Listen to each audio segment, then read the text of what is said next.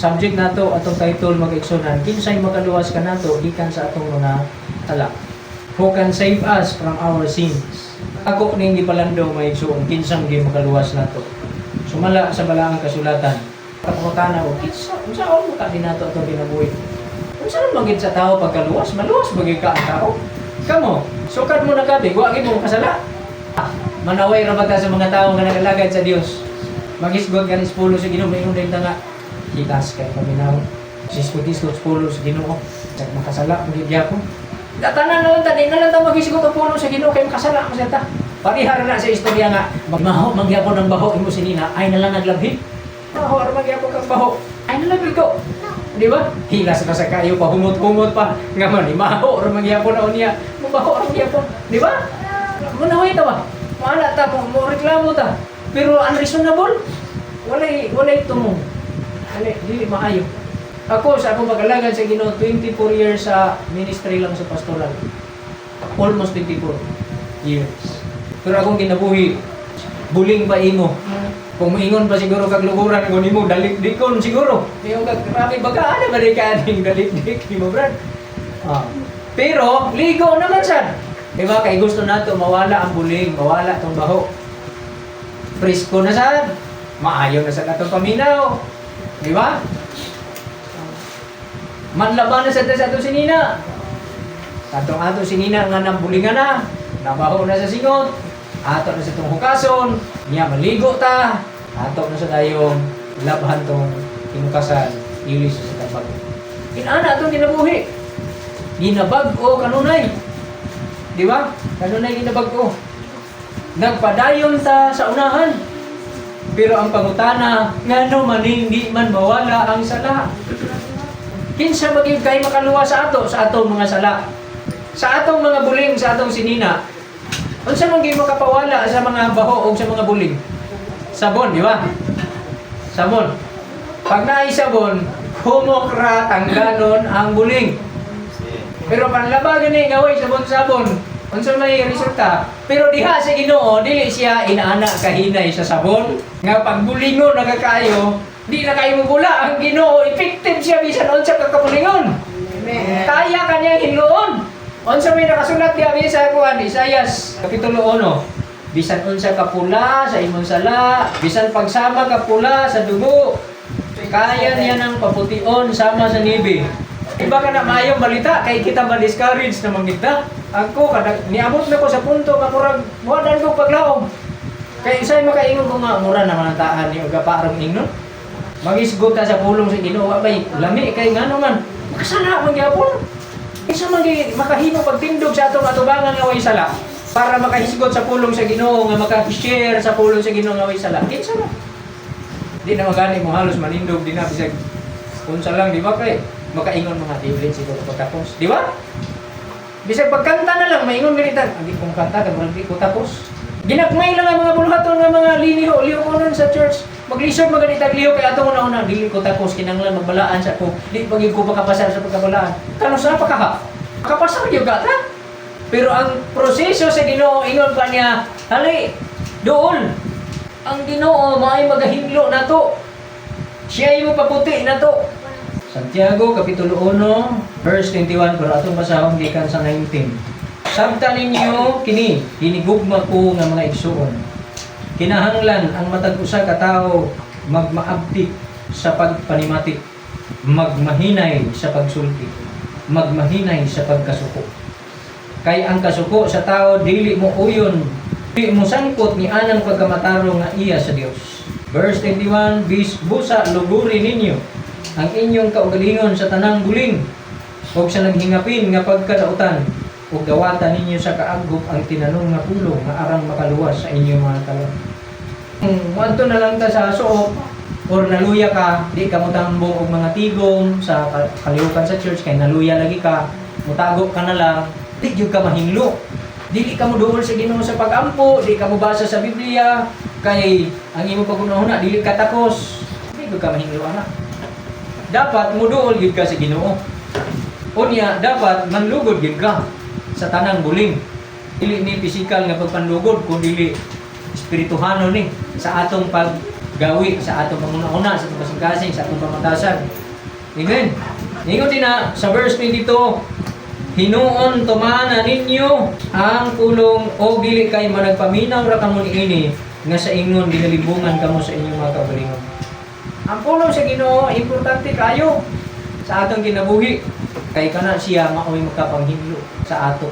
Pag di na ta mo basa sa pulong sa Ginoo, di na ta mo tuon sa pulong sa Ginoo, grabe ang atong bulig sa atong pagkatao, ang atong kadautan, ang atong huna, atong singkasing, ang atong mga buhat, mga kaigsuonon. Ang Dios, ang iyang paagi nga maghinlo siya kanato na ang iyang pulong. Juan kapitulo 15 versikulo 3. Kamo nangahinlo na tungod sa pulong nga atong gisulti kaninyo. So ang pulong sa Ginoo mo din naghinlo sa iyang mga tinun-an. Pero kini siya dili lang basta na pulong kung dili nagtumbo kini sa iyang pagka-Kristo. Sa verse 5 ingon din na, ako mao ang tanom nga paras, kamo mao ang mga sanga. Ang magapabilin kanako, kang kinsa magapabilin ako, mao siya ang magapamungag daghan. Kay gawas kanako, wala gayud kamoy arang mahimo. Verse 7, kung kamo pabilin kanako, ang akong mga sulti pabilin kaninyo. Di ta mo biya sa Ginoo kay siya ay makahimo pagluwas kanato gikan sa atong mga sala. Maingon ta nga di na ta magisgod sa pulong sa Ginoo kay hilas kaayo makasala ra magyapon ta. Na isa may mong buti pasabot.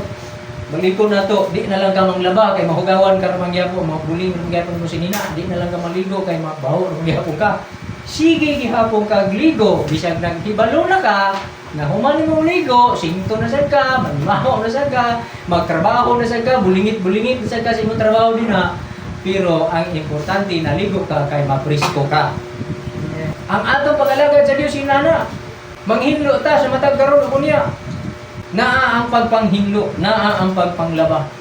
Kinsa sa inyo ang nakadumdum sa bersikulo diha sa pinadayag nga bulahan kadtong nagalaba sa ilang mga bisti, pinaagi sa pulong o pinaagi sa dugo sa kordero. Atong gamiton ang pagpanglaba sa atong kaugalingon, i-apply nato ang pulong sa Dios, ang iyang dugo, matod pa mo ay naghatag garantiya ng pagkahinlo sa atong sala. Mura na itong paglaom. Maningkamot ka nga manglaba nga way sabon-sabon, di gid ka makahinlo o maayo. Sama ra nga maningkamot ka sa pagkinabuhing matarong nga without sa application sa dugo ni Jesus Christ sa imong kinabuhi, di gyud nga makanawat o kahinluan ang imo o ang atong sala. Walay kapasayloan.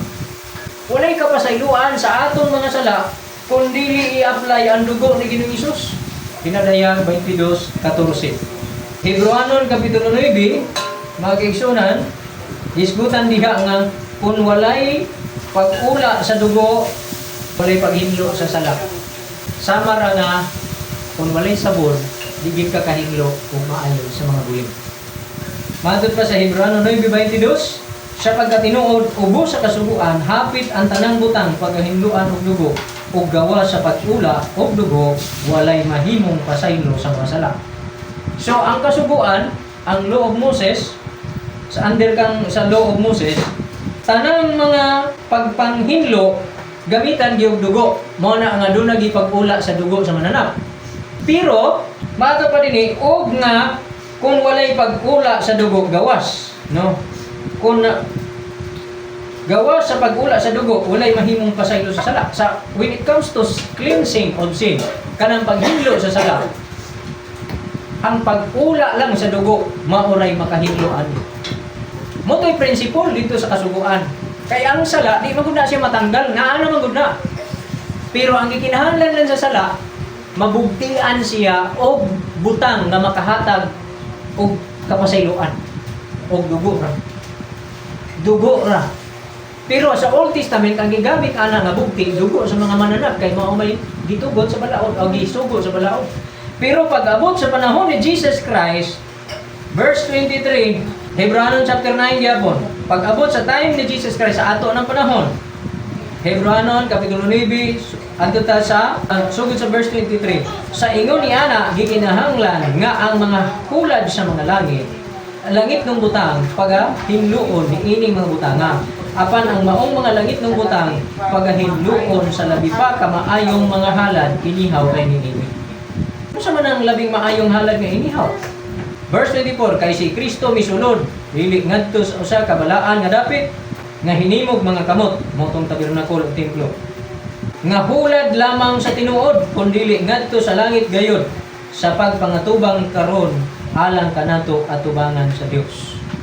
Si Jesus Christ ra gyud ang makahatag kapasayloan sa atong masala, kay siya ra karon ang ni sulod sa labing balaang dapit nga nangatubang alang kanato. Di mo pwede maingon nga pastor kanang tabangi ko kampo sa Ginoo nga pasayloan atong masala. Wala ko'y gahom labaw kang Jesus Christ, adto ka kang Jesus Christ. Kitang duha magampo ta. Dito ta sa iya mo duol. Hebrews chapter 9 verse 11. Apan sa pagtungha na ni Kristo, ingon nga labang saserdote sa mga maayong butang nga daga pangabot na lata sa labi pang dako o labi pang hingpit nga tabernakulo nga dili hinimog kamot o sa ato pa dili iya sa yutan-ong kabuhatan. Verse 12, siya sa makausa o sa wala nay pagsugli misulod sa balaang dapit nga nagdala si dili sa dugo sa mga kanding o sa mga nating baka kung dili sa iyang kaugalingong dugo nga sa ingon ni ana nagkabot sa katubsanan nga dayon. Siya ray naghatag nato forever na everlasting redemption. Busa ang effective nga sabon para sa paghinlo sa atong mga sala mao ang dugo ni Jesus Christ. Kung sala may buling sa atong pagkatao, mao man yung buling. Adto ta sa iya mo duol. Mao na nga kung doon na tayo problema sa atong pagpangalagad, yung kakapuyan na kong pangalagad, kay pakasala, yung yabong ko. Yung kapuyan na kong simba, kay maulaw ko, kay pakasala, yung yabong ko. Ayaw hukmi imong kaugalingon. Wala, gani ka gihukman sa Ginoo. Gibuhi ka pa kaniya, gipamata ka pa niya, napunta ka. Pasalamati ang Ginoo, nga gibuhi ka pa niya. Kay doon na siya grasya kanino. Ayaw paghukmi. Ayaw pa yung, di na ko, kay nga naman, maulaw na ko. Di mang gihapon ko kaka-perfect, pakasala mo gihapon ko. Dili ka pa perfect. Dili ka pa hingpit. Apan, moabot raon niya nga mahingpit ka. Matod pa din mga kaigsunan sa Hebreano chapter 12. 1. Busa sanglit ginalabutan man kita sa ingon ka mabagang panganod sa mga saksi, iwaklit ta ang tanang kabugat ang sala nga nagapiit paglikos kanato og dalaganon ta nga malawtayon ang dumba nga atong ginaapilan. Amen. Lahutay lang. Amen. Kay naigaghan nagtanaw. Ayun pa niya naigaghan nagtanaw. Kung yun sa niya tanawon, makita niya o kaya ba yung kawiwason sa Ginoo. O kaya ba yung sa Ginoong hitloon ka ng Isaias 1:18 nga kaya niyang papution ang ibong sala nga pula. Isa kun sa kapula, sama pa sa dugo. Lahutay ka lang.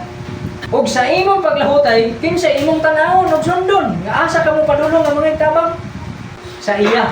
Ano ma-discourage na kay ato man kauling mo paningkamot. Nga to tanaw. Nya di man nato mabuhat. Clear man ta. Verse 2. Samtang nagpadayon ka, samtang naglahutay ka, ni raise sa kinabuhi nga nagsunod ka kang Ginoo.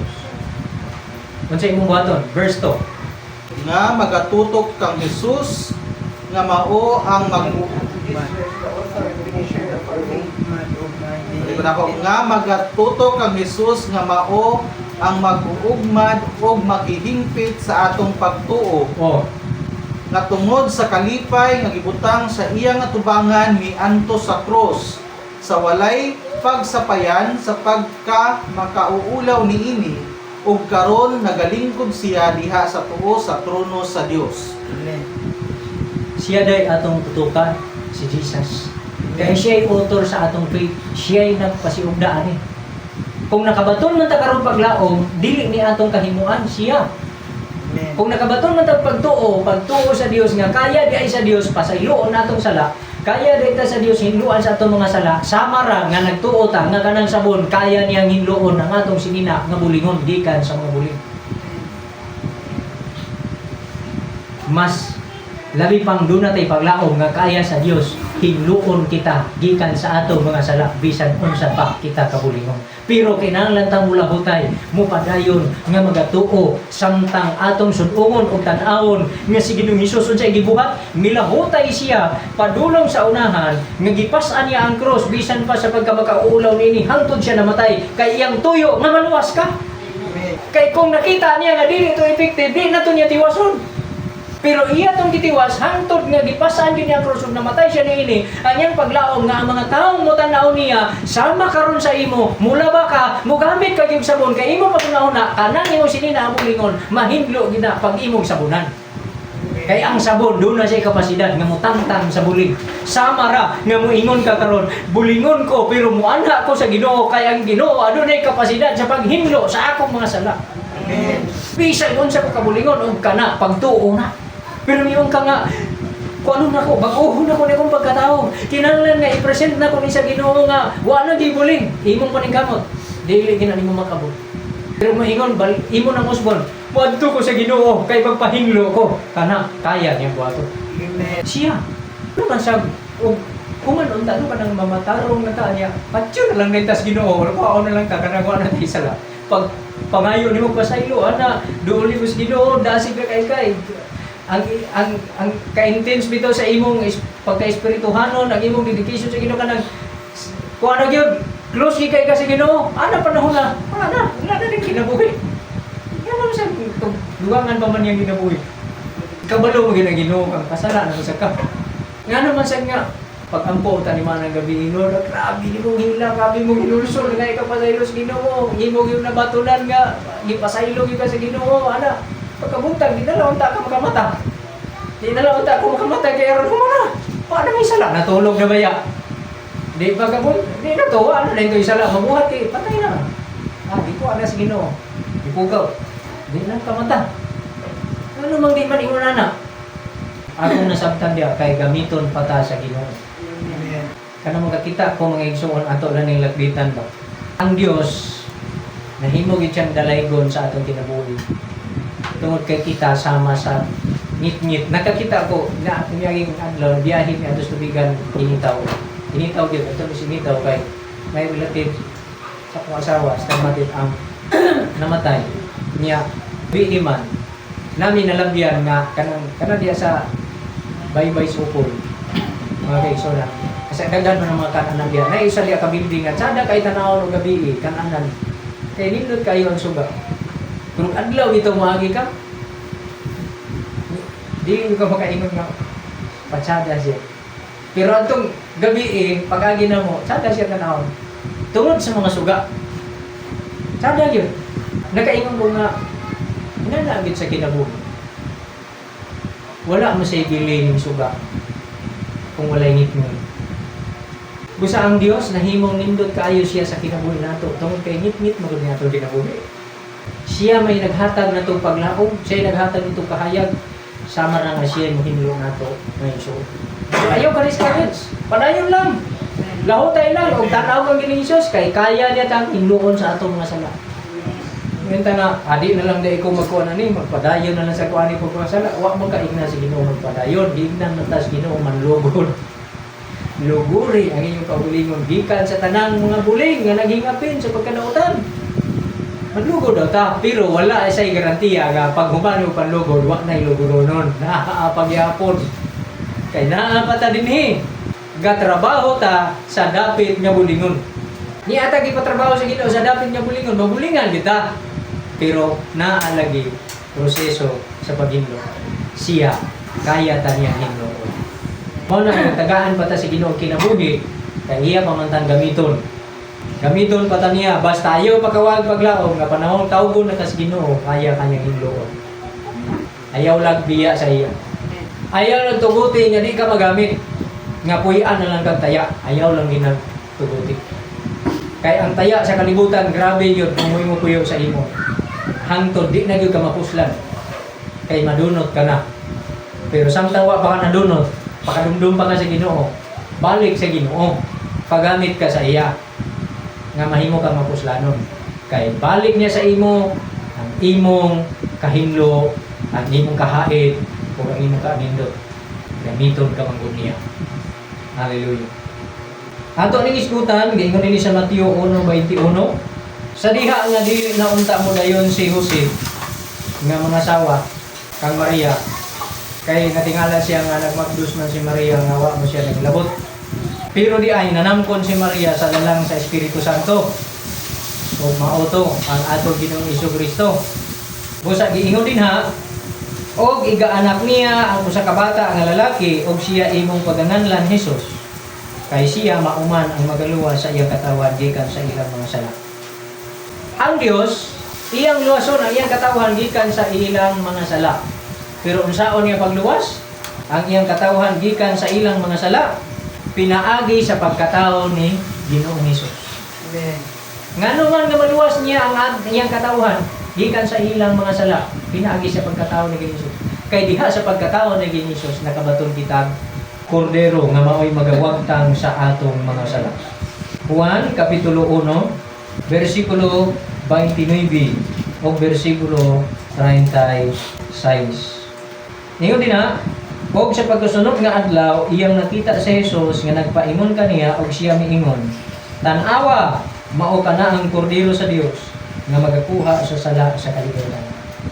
Verse 36, og siya mitan-aw kang Jesus samtang siya kini naglakaw og siya miingon, "Tan-awa, mao kana ang kordero sa Dios, the Lamb of God which taketh away the sins of the world." The Lamb of God who takes away the sins of the world. So ang makahinlo di sa atong mga sala is ang Lamb of God ang makatanggal sa atong mga sala. Mao na nga doon natin paglao. Pero magpagamit lagi ta sa Ginoo, dili ta magpagamit sa kalibutan. Kaya kung sa kalibutan ta magpagamit, walay garantiya nga ang Ginoo mo hinlo na to.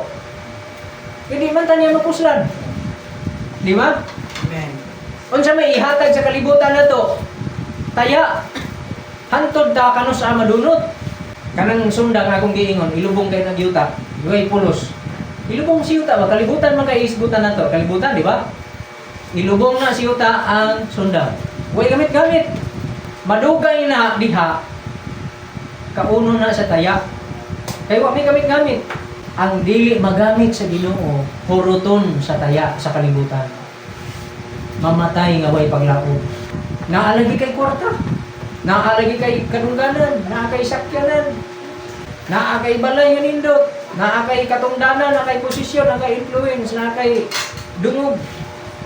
Respetado talahuron ka sa kalibutan. Sa kalibutan, gigamit kanyang maayo pero kanang tanan taya na sa imong kinabuhi.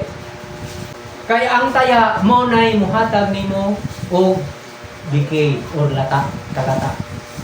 Muna mo pa decay sa imo, muna mo pa lata sa imo, hangtod nga mamatay ang imong spiritual life, wa kanay relasyon sa Dios, wa kanay kulos, o mamatay ka mo'y paglaom.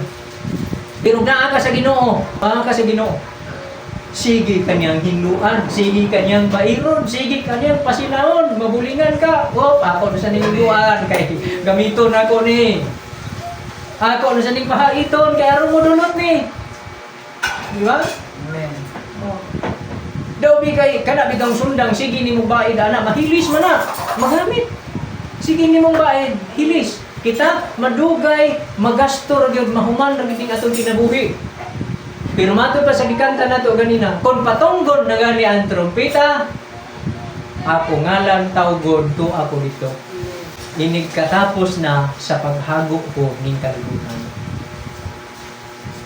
Sa pagkalaga sa Ginoo. Pero ang kalibutan, bisag kung saon imong trabaho para sa iya, wa gyud kay paglao. Kani magkanya kayang banhaw. Pero mahilis man kang siging binaid sa Ginoo, mahilis man kang siging pasinahon sa Ginoo, moabot man ka sa kamatayon, ang kamatayon kadaugan. Nasundan ninyo akong buti pasabot? Amen. Ha? Yung ka nga, malagad ka sa Ginoo, mamatay ang lagi gyapon. Mo lagi ka nang giingon ako sundan ba? Sige baid, dako mo na kaniro. Sige nimong baid na magamay na, mahilis, magamay, manipis, baga na siya, manipis. Pero nagkahait, nagka-effective, na mapuslanon siya, hangtod mahurot gyud na siya. Pero ang nakahurot niya, dili ang taya. Ang nakahurot niya, ang tag-iya sa iya nga nigamit niya. Mo na nga kagamay na kining sundanan. Dako, kay di kapuslanon ako. Dako, pagka hindi ka dito, proud kayo ang tag-iya. Dako, pakaini ka ni Adto. Karon nagamay na gid taon isa, sige na kong gamit. Sige na kong gamit niya. Daghan nakaini ka puslanan sa ako. Nagamay na lang yung taon. Baid na sad, baid na sad. Nagkadugay, nagka-valuable siya. Di ba? Nagkadugay, nagkadako ang iyang value. Ina nga nagamay naman ang ano mas importante na mga Ginoo na sa imo tungod sa imong koneksyon dito sa iyo. Nga nagmapuslanon siya maayo. Doon na siya gitawag sa tao nga sentimental value. O na mga kaigsuonan nga ang mga saints, ang mga anak sa Ginoo, matod pa sa Psalms 116 verse 15 ba na, precious in the sight of the Lord is the death of His saints. Or 115 verse 16. Mahamili kaayo sa mga mata sa Ginoo ang kamatayon sa imong balaan. Kana bitong nahilis na lang ka, yung ka nagasto, naging kayo akong kinabuhi. Halos kanang grabe naging ka kagastado ba. Tungod lang sa pagsunod sa kabubuton sa Ginoo. Halos ikamatay na nimo ang mga kapag-antos o mga sakit. Tungod sa pagtuman sa kabubuton sa Dios. Pero kung mamatay manggaling ka, nahilis na manggod ka, nahurot na ka sa sige nilang gamit-gamit nimo, daghan kaayo kay di man ka modulot o dili ka gamito haiton sa Ginoo. Mao na nga pahaiton niya ang imong long suffering, ang imong pagkaminatuson. Pahaiton niya ang imong patience, pahaiton niya ang imong pailog.